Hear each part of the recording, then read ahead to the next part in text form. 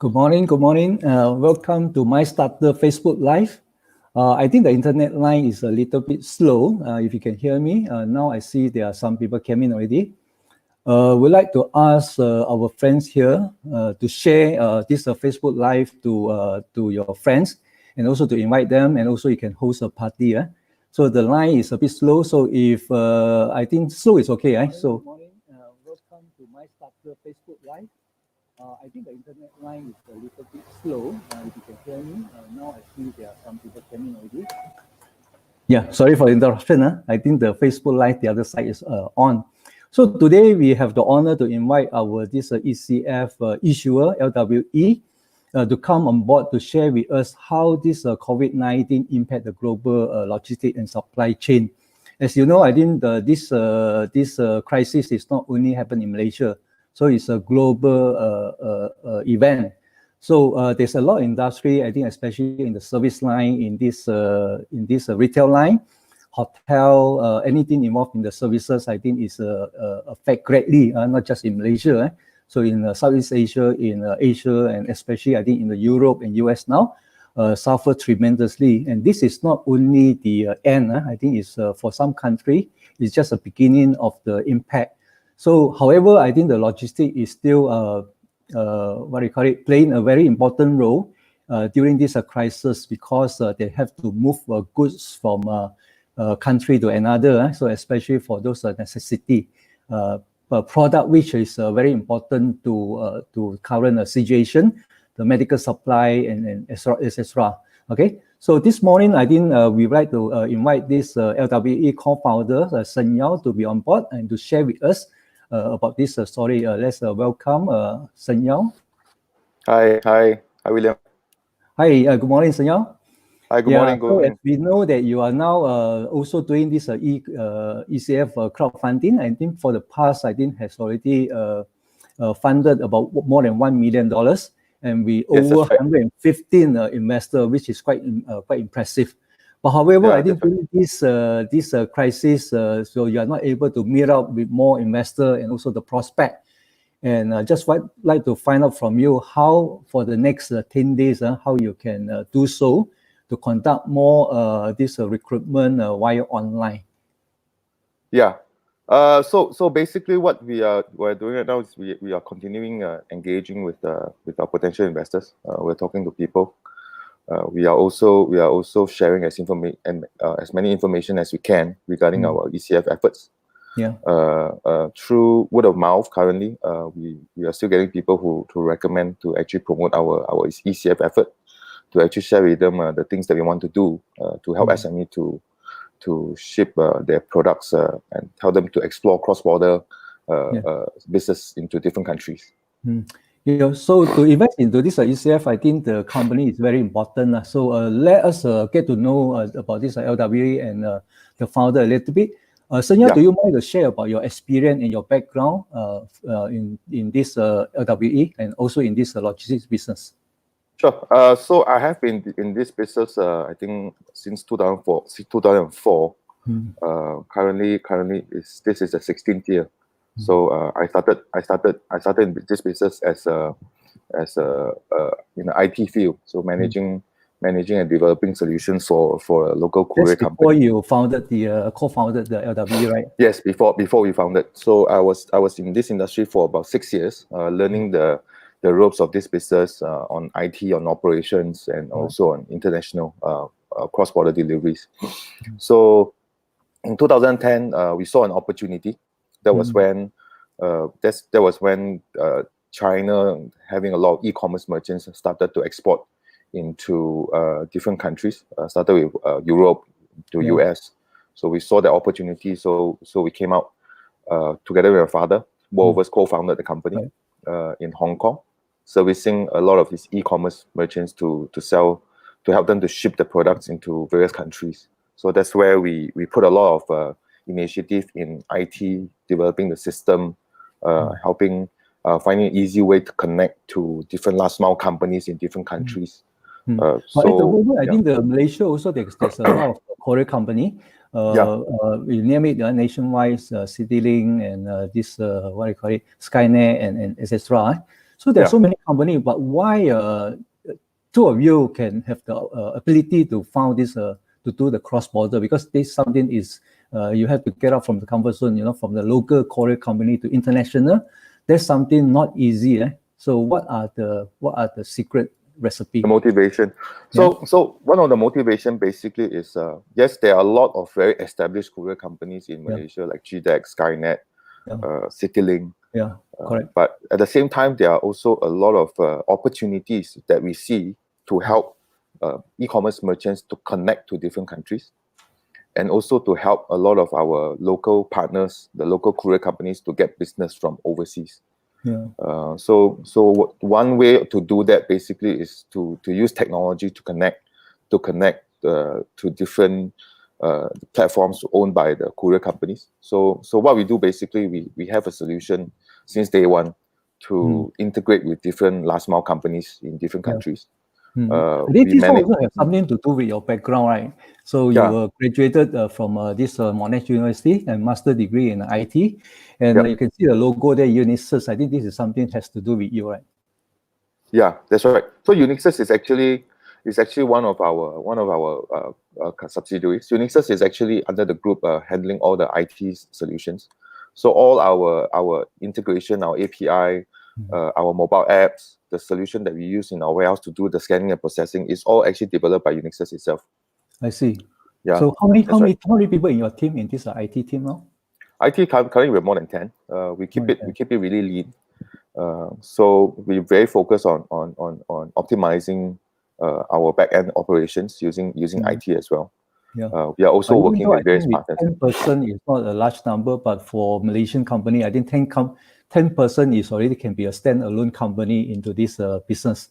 So besides servicing this LWE IT requirement, do they also do you also service other industry or other customer?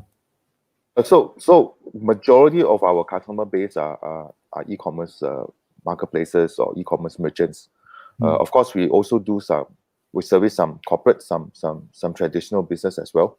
But also, I'm referring to these are IT services. Is this IT services solely provided to serve LWE Group, or do they also service other customer? At the moment, solely LWE Group. So it's actually internal customer.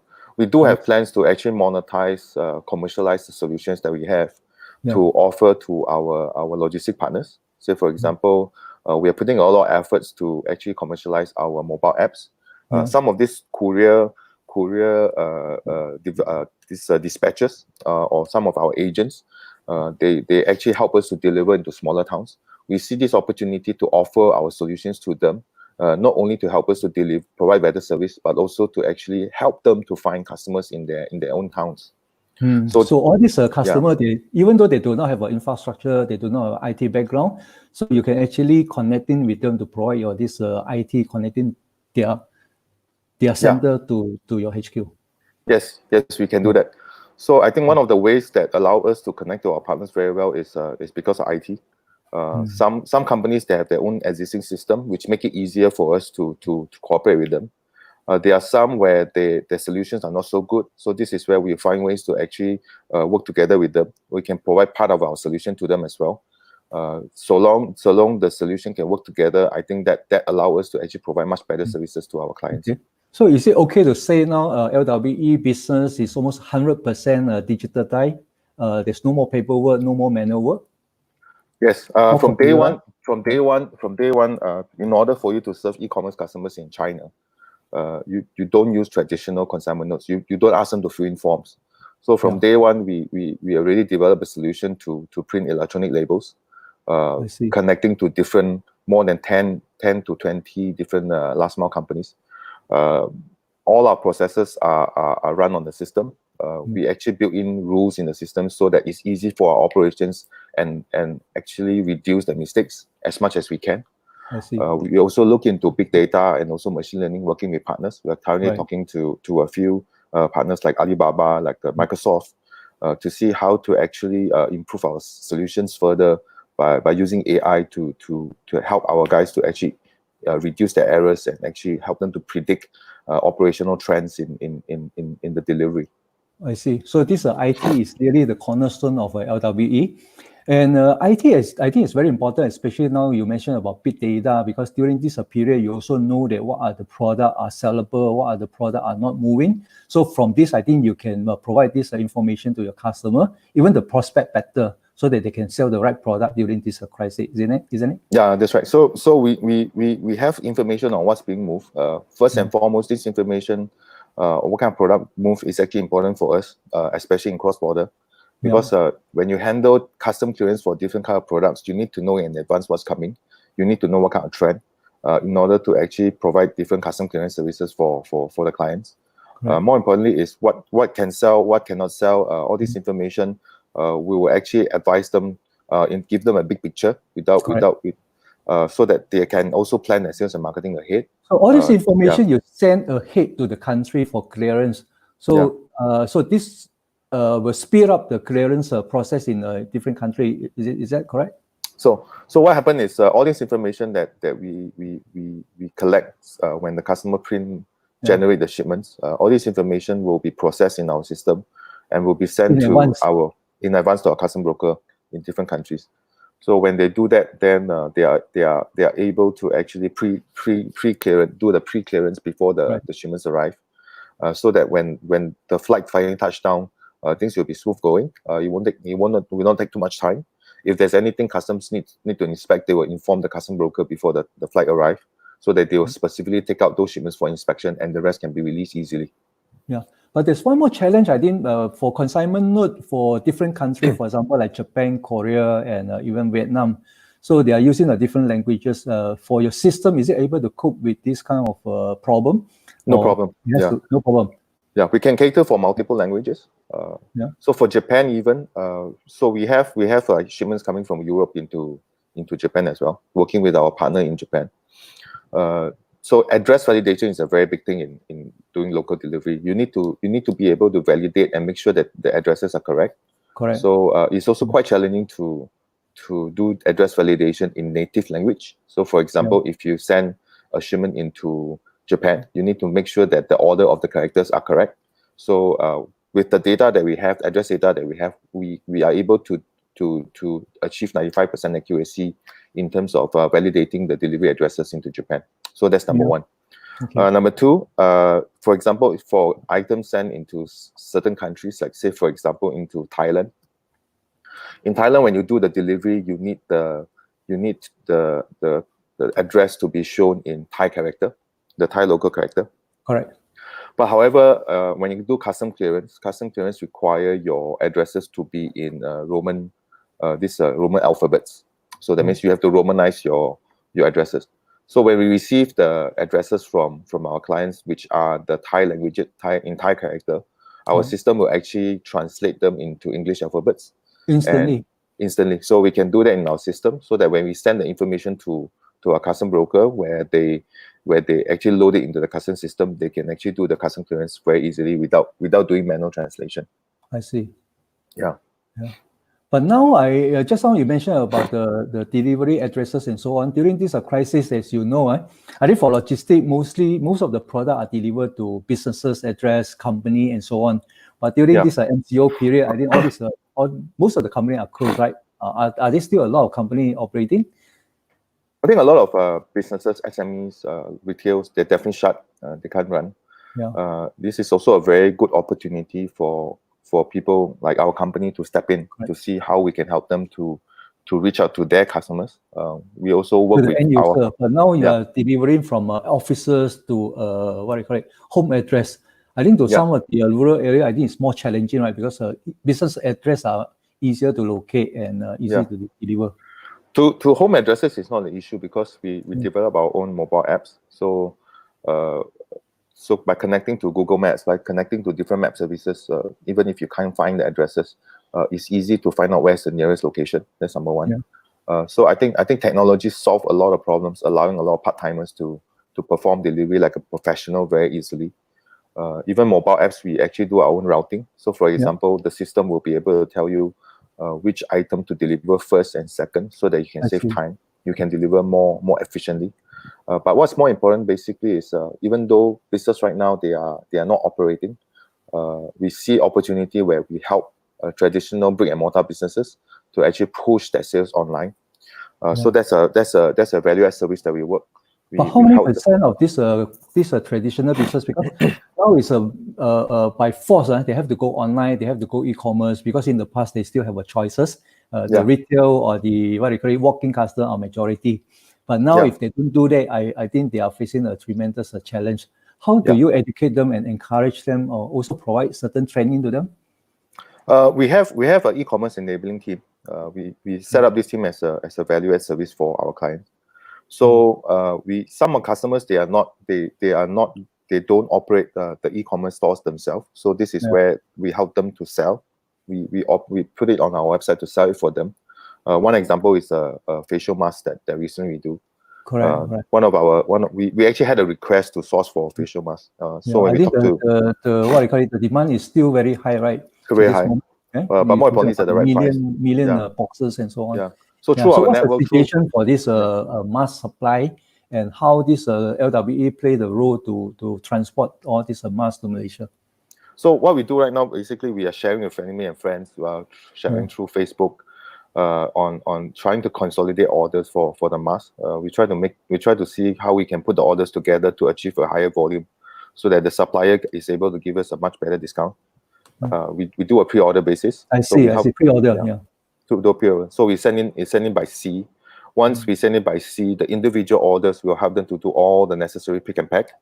Once the pick and pack is done, then we use our delivery fees. This one is done in your own facility, or is it outsourced to other people? So the supplier basically give you the face mask only. So once you have gotten enough volume, they can give you a good discount. So in price-wise, it benefits the consumers. The next thing basically is how we can actually have this mask delivered to door. You don't have to collect from anywhere. You can't leave the house anyway. How we can deliver? There's a lot of people pick up, self-collect, and so on. So they have to do that. But for LWE, if you do this, provide these services, you can actually deliver door to door for them. Yeah, that's what we do. So we are using masks to actually create one awareness. The awareness basically is, look, this is something high in demand. You definitely need it. Correct. So we can deliver to your door. But there are also other things that if you want to source, you want to do, and even more so for suppliers, for brick and mortar stores. How you can actually seriously look into online business to actually reach out to more customers in different countries. Or in different locations. I think if you use this as an example, you have the ability to print in box.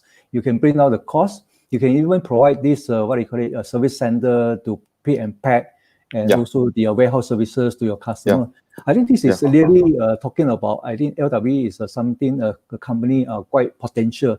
So can you also share with us about this LWE history and why you do this ECF funding, because now you're expanding, right? Compared with other industry, I think logistic, courier, cross-border logistic is still something very potential even during this crisis period. Can you talk more about your company? So we started in 2010. So as I mentioned, so the first country that we went into was in Hong Kong.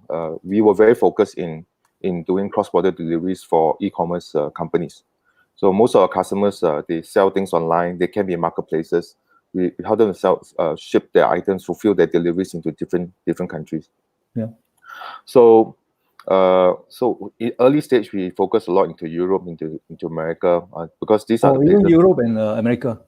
So these were the countries that actually were a lot more faster in terms of doing e-commerce, and they were actually having a lot of e-commerce sellers from China already. So there was an existing market that was developing very fast. But however, logistic wise, in terms of services, it was still very underdeveloped. At the time, a lot of people were still using post office services, to send, because it's cheap, easy to use. So it makes sense for them to do that. But however, in terms of service reliability, it may not be that fast. You may not get track and trace. So this is where we see an opportunity to come in to offer something like a express service, but not too expensive, but affordable, but with very good track and trace for you to track your items into various countries. So that's how from day one we started. So your system able to give the customer the code to track online? Is that what you are saying? Yeah. So for every individual orders that they send, we will give them. They will have to print a shipping label through our system, which is very easy to use. Yeah. With that tracking number, they will basically store it in the system. So any of the tracking can be given to them. Either they check it on the website, or we can given via our API. Is this available only for business customer, or is it offer also to end customer? End customer as well. End consumer as well. So Wow.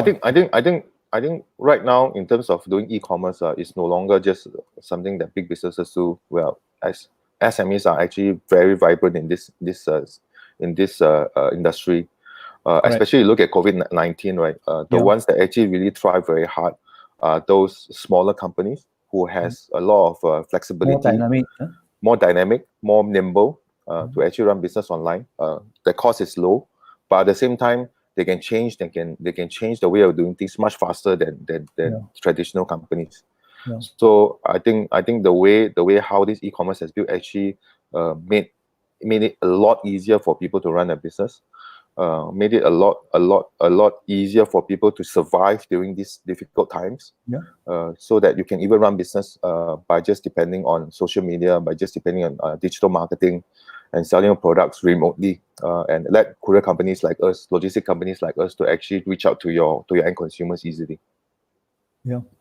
So for this transformation of this traditional business to be online, so I can see that LWE, even during this crisis, LWE still have a lot of opportunity. So can you share a little bit about this why invest into EWE? So because no matter how, I think after you raise about more than 1 million, so the fund start to come in very slowly, because I think people are skeptical, because people think that so a logistic company will be affected. But how can you help to explain to us why during this trial time, so we still want to promote this ECF and invest into LWE? What's the unique selling point? I think this COVID-19 is actually a disaster, but at the same time, it created. It's not caused by LWE, right? It's something global, right? It came in by surprise. It's actually very unfortunate. But at the same time, it creates there's a silver lining. There's also a lot of opportunity created over here that will continue to develop. It's going to change the entire landscape of doing business globally. People, the living habits of people will change as well. So not many people used to buy groceries online. Suddenly, everybody's doing that. We are helping. I saw there's a lot of first-time customers who sign up for all this online. First-time order food, first-time order grocery. Now even the vegetables and this meat and seafood is all selling online. Even Lazada now they have this. That's right. Like we are working with a distributor right now. They just started promoting farm to consumer. This is nothing new, but because of this is very crisis, challenging, because a fresh product is something that you have to deliver very efficiently, very effectively. How you counter this challenge? So basically, what they require basically is we just need to tweak a little bit on the time of receiving. We encourage them to standardize the packaging. We also help them to find partners to help them to sell their groceries. So instead of there are a few ways to do it. Like traditional way, you online, you pick whatever groceries you want. But there are also some necessities, certain vegetables, certain kind of food that you close one eye, you just want to buy it, and people pre-pack it for you. So logistically, we try to encourage them to say, okay, what can you pre-pack in terms of vegetables and your dry food, and you sell it as a package. So if you do it this way and you actually promote it, you run promotion to do that. Once you get the order, we'll basically pick it up for you early in the morning, say 5-6 o'clock from your premise or from your warehouse, and then we'll do the delivery in the morning for you. We're trying to roll this out in Klang Valley, Penang, and Johor Bahru first. So if groceries can be done, it's actually another way to prove it to people. Any brick and mortar business, not only just food delivery, that's being done very well currently. Groceries, a lot of people are trying to achieve that, but trying to open up more possibilities for brick and mortar business to look at what are the opportunities coming in once this COVID-19 is over. So I think what we're trying to work with partners together as well is have people to actually look at e-commerce a lot more seriously than before. We know e-commerce is convenience, but as a seller, as a business, it takes a lot of creativity to actually see how to do a business online. We are only also all these small businesses and brick and mortar. I think they are in the comfort zone, right? So because let's say you're this outlet having a more than $1 million business, the online, I think the contribution is only less than 5% or 10%. So they just ignore it. But now I think the shopping behavior changed tremendously. Everybody go online and even buy something that they never done before, So food product, buying from stranger, buying from seafood, and even this vegetable. I also have never shopped any vegetable from online before because you have to hand pick, right? So you worry about the quality. But now looking at the trend, so people who are selling online, they provide, I look at the vegetable, it's amazing. They are even fresher, the quality even better than you go to this grocery store. Yes. Why? How is it so?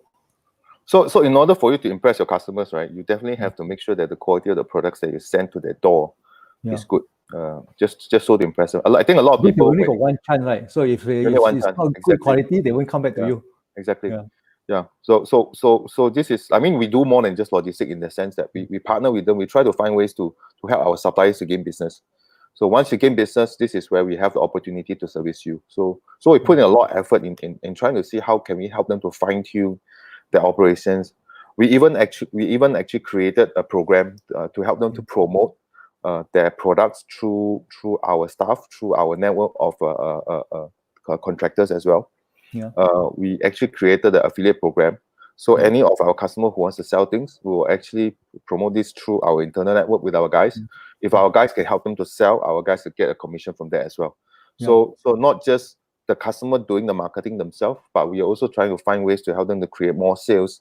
Once you have more sales, this is where we can actually serve you better. So your role is not only involved into the logistics services, you actually also put your hand into how to help them to go online and providing the right tools and platform. Are these all done on a big platform like Lazada, Shopee, and so on, or is it on their own individual store?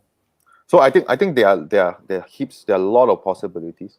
Lazada and Shopee definitely they are very good options. They have enough traffic, but we should not limit to ourselves just those. At the same time, we also bringing partners. So for example, customers who wants to continue to develop their brands. We have partners who are brand strategists, who are digital agencies. Just by word of mouth, we do a reference to them, trying to find a way to do a simple entry package for this SME to try out. Because once you have something that is tangible, you can touch it, you believe in it. This is where you can actually do more. So it requires an entire ecosystem of consultants, service providers to put their heads together to actually help these SMEs to move forward. So from what you are saying at this moment, actually to build your own brand is more possible than before. So because for Lazada and all these big players, their traffic is too heavy. So at the same time, also your product to showcase your product also not easy because there are too many merchants. I think in Shopee and Lazada, they also want to, the bigger marketplaces, yes, they do have a lot of product, but at the same time, there are some products that sell really well. So this is something we have to ask ourselves, other than price, what was the real reason? Is it because the brand itself was already well known before they sell on Lazada, or is it a continuous effort to let people see you on Facebook or other marketing efforts? So we can't just think that being on a marketplace with traffic will help us to generate a lot of sales. I think this is a continuous channel also changed tremendously. Rather than depend on these big players, now I think like just now you mentioned, selling on Facebook, selling on this WeChat also a trend, and at the same time also they will need to use your services, correct? So for example, right, we recently talked to. I'm actually quite involved in the Chinese Chamber of Commerce. Chinese Chamber of Commerce, okay. Especially in I heard you are the IT chairman for one of the key player in this digital and IT. Digital Economy Committee. So I'm actually a national deputy chair for the Digital Economy Committee for Chinese Chambers. I'm also impressive. Very active in the Young Entrepreneur Committee. So this is where we meet a lot of second generation businessmen or new businessmen who just started like a couple of years ago. Some of them are in the forefront of running e-commerce and marketing businesses. Some of them they're actually connecting their traditional business to the new era. So this is where we have a lot of insights of how they look at things. You look at this COVID-19, one of the biggest industry that's affected is actually manufacturing. If you have nothing to produce, you have nothing to sell, I mean, you have nothing to produce to supply to e-commerce merchants. Yeah, one of the topic that we just mentioned, beside the logistics, also is the supply chain. Right? So because I think this China shut down the the country, most of the cities are shut down even before Malaysia. Eh? So how this impact Malaysia manufacturing? Are they really suffering a lot? How much is they suffer from this supply chain? I think Malaysian manufacturers somehow they are. I mean, in terms of some of your materials, your raw materials that you import from overseas, very heavy depend from China or from China. But China currently is recovering, which is good. The manufacturers they are coming back up to supply. So in terms of getting raw materials from China or other countries, I think this problem is improving very quickly. The question here is manufacturers who cannot operate. I think this is where they have to continuously engage the government to find a way to do this. But at the same time, there are manufacturers who have their own products.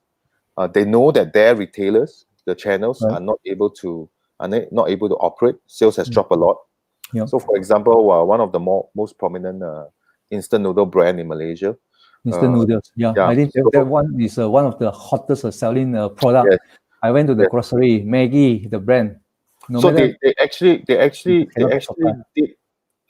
during this COVID-19. They actually the sales for one day in the past sales for one day was for about 5,000 ringgit. But in the past they actually only do 5,000 per month. Wow. So they put a lot of effort. 30 times growth. So they actually put a lot of effort to run this. It forced them to think otherwise. Forced you to see how you can go direct to market to build your brand. So they came with the perspective, say, I just want to do sales to let people know that my instant noodle is still selling online. So don't stop buying. So we are also working with them to see, hey, look, you have a interesting series of SKUs. Some of your instant noodles, it looks more premium. I think you can actually look into selling into Indonesia as well. We have partners in Indonesia. No, just not for Malaysia. So also can sell cross border. Yeah. So logistically, this is quite straightforward for us. So so long I can connect you to the right marketplace to sell your products. We can either fly direct from here to Indonesia to your consumer's hand, or we can actually help you to work out a local warehousing facility in Indonesia so that you ship in bulk into Indonesia. We do the pick and pack. We do the local fulfillment for you. So you're talking about all this Indonesia and Southeast Asia. I think most of the marketplace are dominated by the big players. How you connect all these second tier marketplace together? Is there anything possible to sell to other countries like you believe Malaysia is one of the second tier local player? How you connect them into international? For example, I think this is a very good question in the sense that sorry, somebody wants to share my watch party. Just let me know. That's good. Yeah, we want more people to come. I think the topic is very hot. This is very interesting topic. Because even the marketplace for Lazada and Shopee, they are doing great. But I think for our SME and for local e-commerce, not necessarily good thing. But at this moment, I think we are able to create second-tier marketplace to connect them to international. To Southeast Asia, like Indonesia, Philippines, Vietnam, and so on. So back to your question, right? So back to your question, like we have a lot of partners in different regions. I mean, thanks to the goodwill that my father actually built. He has a lot of connections. Past 40 years, right? The past 10 years in being in this industry, we get to know very. The past 10 years. I think even before this, also he traveled a lot in international countries. So one of the things you were asked about Uberly basically is like, for example, local marketplaces. They also would like to look for products or merchants from overseas. So this is where, with our presence, we can help them to get merchants from China, merchants from Indonesia. So, for example, in Indonesia, we have local marketplaces like Blibli.com, Bukalapak, not just Shopee and Lazada. Bukalapak also one of the key players. So a lot of these merchants, they are also looking at, hey, I want to export from Indonesia.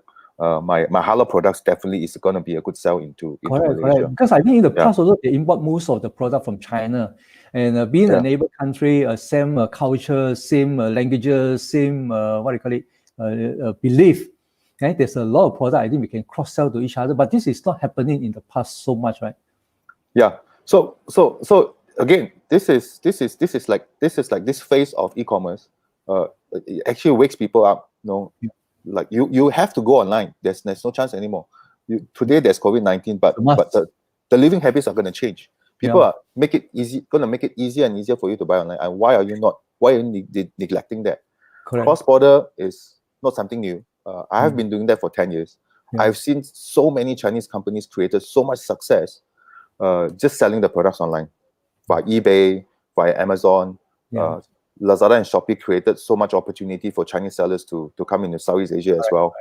But the question is whether we are willing to take the first step. We are aggressive enough. We are hungry enough to actually no, I think invest. Malaysia are mostly still in the comfort zone, still very laid back. Right? So no, I think the other question is SMEs work differently in Malaysia compared to China. China, they have all the factories in the backyard. Correct. In Malaysia, we have to source from overseas, so we have to be more conservative.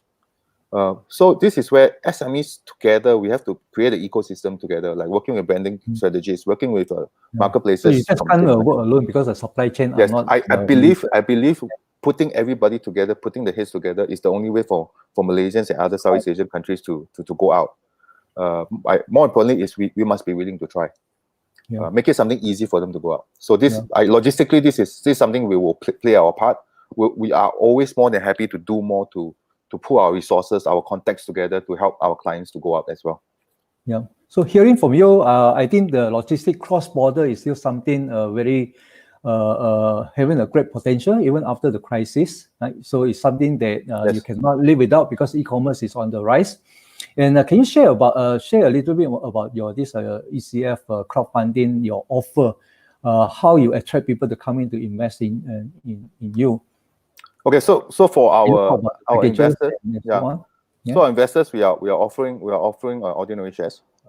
Actually, this is only part of the investment fundraising exercise that we're currently doing. So ordinary share on my right screen, there's packages. I think the now lowest package you have is about 5,000, right? 5,000, that's right. So we want our investors to be our brand ambassadors. We want our investors to be we want our investors to be our customers as well.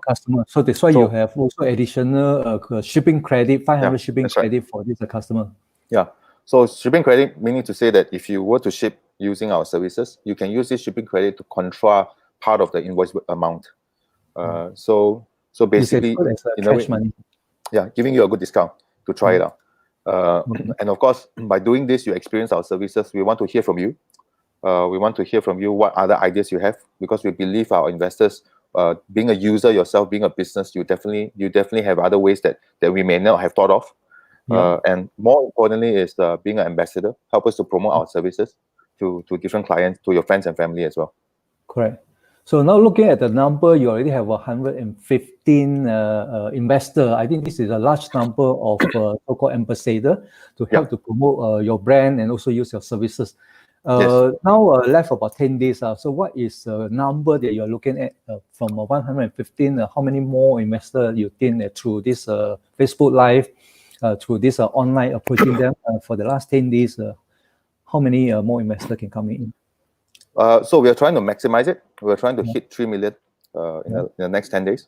Okay. So so basically, this opportunity is also open for friends who have helped us before in our journey of business. Trying to allow them to bring in as a lot of them they want to come in as small investors. So I would like to thank Mystartr to actually provide such a platform like this. So as we welcome as many investors as possible. We know the maximum is 3 million. We are even willing to go up to 3 million to receive funds and investments from various friends and communities. So the next 10 days, basically anyone who wants to come in with any sum, maybe 1 million is a small token. We are more than happy to receive that. So I think through this Facebook, I think the word of mouth, can travel. So even though I think you cannot meet this prospect face to face, but I think doing online also, we are start to get used to it. It's also a form of face to face. Certainly. How are you going to use this technology and this Facebook Live or online Zoom meeting with this prospect? Are you going to do so for the next 10 days? Yeah, we can do that. In fact, I'm actually having a Zoom meeting with various friends, business acquaintances every day, including my colleagues in Chinese Chamber of Commerce in the committees. So whenever there are announcements coming up from the government, we make an effort to meet up online and maybe 10 to 15 of us just to discuss what are continuous opportunities that we can do. So some of us actually pull together some of the the discounts, the services, the value that we can do. We're going to put together to offer to all the members in China Chambers. Okay. I would love to actually have them to actually offer this to our investors as well. Try to use me as a connecting point to the people that I know, so that they can benefit from all this offering from different colleagues that I work with also. Right. Yeah. Okay, so LWE, looking forward, even though during this crisis, it's still an opportunity to invest, because it's some business that I think LWE also the only one in Malaysia doing the cross-border. So the potential is still very great. So through this ECF, any ordinary people like us, retail people, retail investor, can be part of this LWE shareholder. So friends and our colleagues, Facebook friends. So this is one of the only chance that you can invest into LWE. So if you're interested, please come to our this website and to click on it. And thank you very much for Shern Yau to be on our this Facebook to share about your story. Thank you for having me. Thank you see you for again. having me. And okay, everybody stay healthy and stay safe. Yeah, thank you. Okay. Okay, thank you. Bye bye. Bye.